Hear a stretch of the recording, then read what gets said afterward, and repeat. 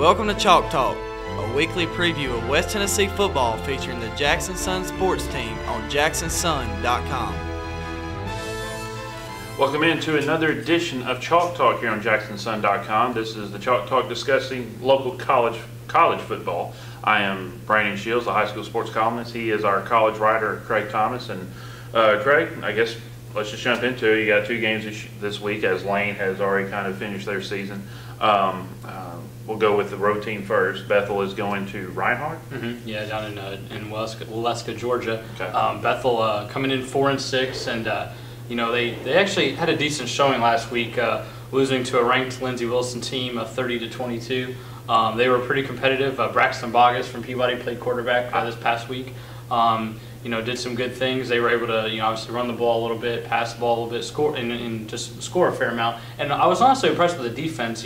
30 points is not a dominant effort by any stretch, but it's competitive. And Lindsey Wilson's been a pretty good team, and so I think this is kind of really the result that or not the result, but the sort of game that we've been expecting for Bethel for several weeks, and maybe really weren't getting there for a while. But really, I think honestly, I've probably been a little bit hard on Bethel in some of these videos lately, just to sort of pointing out some of their criticism. One thing I think you do have to say for them, they got blown out a few weeks ago by Campbellsville, who's on a roll. Yeah. But in the 3 weeks since then, they've either won or come very close to winning. So I mean, they have at least by that stretch, done a little bit better against some different competition. They'll be having a really tough game this week, though. Reinhardt's a top 10 team that's put up over 3,000 yards rushing, 5,000 yards overall on offense. So I mean, they're scoring on everybody. Even last week was Reinhardt's first loss of the year against Campbellsville. They lost 70-56.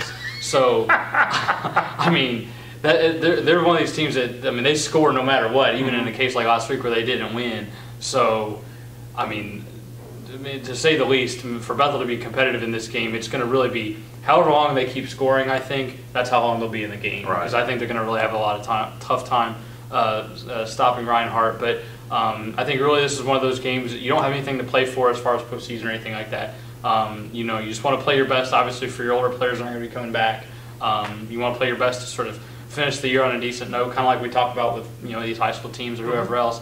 Just sort of finish with as much momentum as possible. Obviously, the bigger parts of the offseason are going to be recruiting and just developing the talent you've got now. But I don't think it hurts at all to have a good showing, at least in that last game. And even though the odds are stacked against Bethel for this last week, you definitely want to have the best showing you can. As in Bethel's defense, we know they haven't been as competitive as they need to be the last few years. Right. They're still trying to get that program back toward the top of the league, and it's been a slow process. But they're in a 6-team division in the Mid-South. 4 of those teams are ranked in the NAIA. Wow. 3 of them in the top 15, another one that's top 25, and then it's Bethel and then Cumberland who they beat. So obviously Bethel not where it wants to be as a program right now. But there's a reason for this, and it's going to take a little bit of time to sort of get back up into that mix.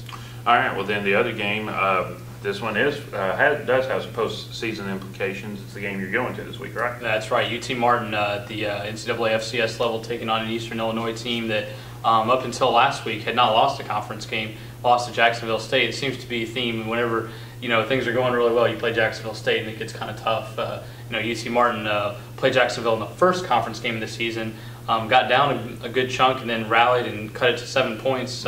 Really as good a showing as anybody's had against them.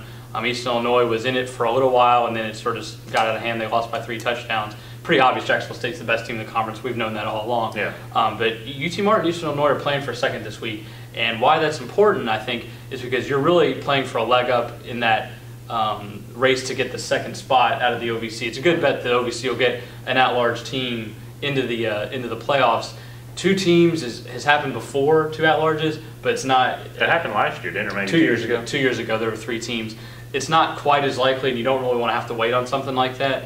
But I think, honestly, if UT Martin wins these next 2 games, they're going to be in. It would be pretty bad, I think, objectively looking at it, if they didn't get in with the season they've had. But beating Eastern Illinois is not going to be easy. This is a team that has given UT Martin trouble in the past. They did beat them in the season finale last year.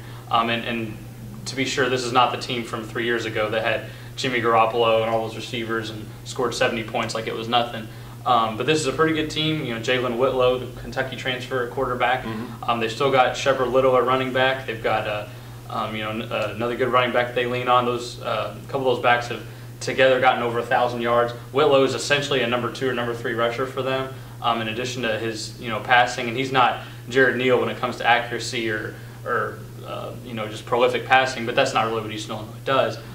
He's a dual threat talent. Defensively, they're top 3 or 4 in the conference in just about every category. So this is a fairly complete Eastern Illinois team that might not overwhelm the way Jacksonville State does with athleticism, but they're going to be very tough. And one interesting point that Jason Simpson made this past week, he said that if you told me Jared Neal would throw 4 interceptions against Eastern Kentucky, I'd have said we'd have lost by a couple touchdowns. Yeah. And I'd have agreed with him on that. That's very surprising that Neal threw all those, but also surprising UTM found a way to win anyway. If that happens again, where they have turnovers and they're not forcing turnovers, then they're going to get beat this week. But they did force several turnovers last week to make up for it, and I think you have to have some faith in that passing game just based on what UTM's really done all year. This is a game that UT Martin can win. I think it's going to be tough. I don't know if I'd say it's a 50-50 shot. I think it's close to pretty much a toss-up. I'm really looking forward to it. I think this is the biggest home game for UTM in 7 years. I really do. When you just look at what's at stake now, it's not a given that they would beat SEMO the next week, but when you just look at when did they last have so much on the line in their final home game? Because in 2008, in 2012 they were in control to win the thing, but then they lost that game at Tennessee Tech. They lost the conference championship. They had a chance to get an at-large, but that was when it was only 20 teams instead of 24. They just missed the cut. I think honestly with 24 they'd have probably gotten in that year. But in any case, they really do control their own destiny with these next 2 games. And I think if you're a Skyhawk fan, you have to be really excited about that. This is definitely a game to be at for sure. All right. Well, be sure to follow him on Twitter at JS Ryder Craig for updates throughout the game, and as well as anything you can come up with or figure out from the Bethel game. What time does Bethel start? Let's see. I'm trying to remember. It's an afternoon game. Yeah. So usually about 1:30 or so. Yeah. We'll have updates on that. It'll be early afternoon type deal, and then UT Martin will be at 2 o'clock. One other thing I did want to mention.